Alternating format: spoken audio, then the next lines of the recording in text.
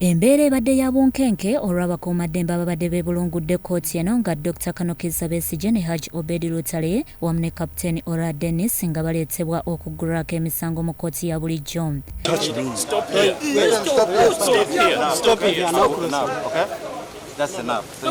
Bano okuleetebwa kidiridde ng'ennaku z'omwezi 31 omwezi ogwa January kkooti ensukkulumu okusazaamu ekyokuwozesa abantu ba bulijjo mu kkooti y'amagye kye yagamba nti kimenya mateeka. Dr. Kizza Besigye okuyingira kkooti abadde takyasobola kutambula era avudde mu kagaali bw'atyo n'assimbibwa mu kaguli mu maaso g'omulamuzi Esther Nyandoy wakati mu by'okwerinda. Omulamuzi abasomedde emisango ebiri omuli ogw'okulya mu nsoolukwe n'okusirikira amawulire g'okulya mu nsoolukwe era ng'omulamuzi tabaganyiza kubaako na kye boogerwa ku misango gino olw'obunene bwagyo. These are the charges brought against each of you.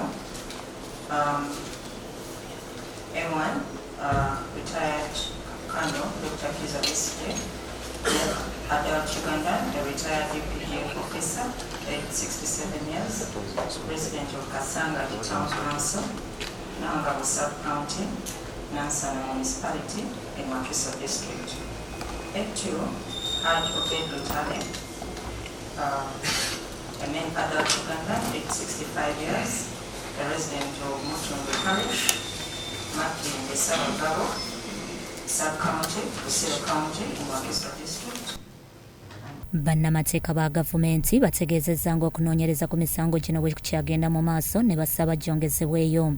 Omulamuzi mu kumuddamu kwe ategeezezza nga bw'atalina lukusa kuwa biragiro ku by'okujjanjabibwa kwa Dr. Kizza Besigye era bw'atyo abawadde amagezi okugenda mu kkooti enkulu. My only concern is about the request that the court orders that the accused person A1 gets treatment from a private be evacuated to a private facility.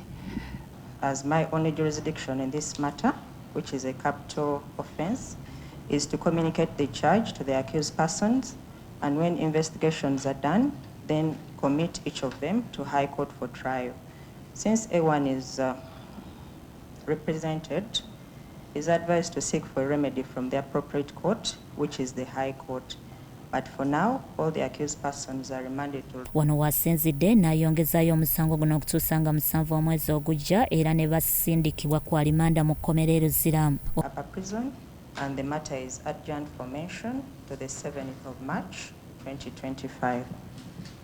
Omwogezi okuva mu yafeesi ya Ssaabawabi wa gavumenti Jacqueline Okwi ategeezezza nga bo bwe bakoze okunoonyereza abawawaabirwa ne babagulako emisango ebiri era ng'okunoonyereza ku kyagenda mu maaso. And we found sufficient evidence or substantial evidence to sustain the 2 charges against them. These are the charges of treason and misprision of treason. So these charges were sanctioned against them, and we had a production warrant issued for their production in court. Basabye omulamuzi omuntu waabwe Dr. Kizza Besigye aweebwa omukisa okugenda okufuna obujjanjabi. Nti kiki naye omusajja mu mutu omusajja akaddiya yeebyeyebye. Neera kye ndi okusaba omulanga gwange gwonna gwe ndi obbasaba. Mwami Museveni tabeesigye mute. Yagamba omusajja bamuze ali bubi nnyo, instead of kuorderinga bamutwale mu ddwaliro yagamba bamuzeyo wa Luzira. Ekitulabyeko leero kiragira ddala nti leero kiriwo mu ggwanga is real political prostitution. Kingire ddala ffenna tuteeke gavumenti kuninga buli munnayuganda asobole okufuna obwenkanya. Dr. Besigye n'abasibe abalala bafune obwenkanya tusobole kutambuza eggwanga. Byawandulu Bone, Crossroads TV, Omunnyo.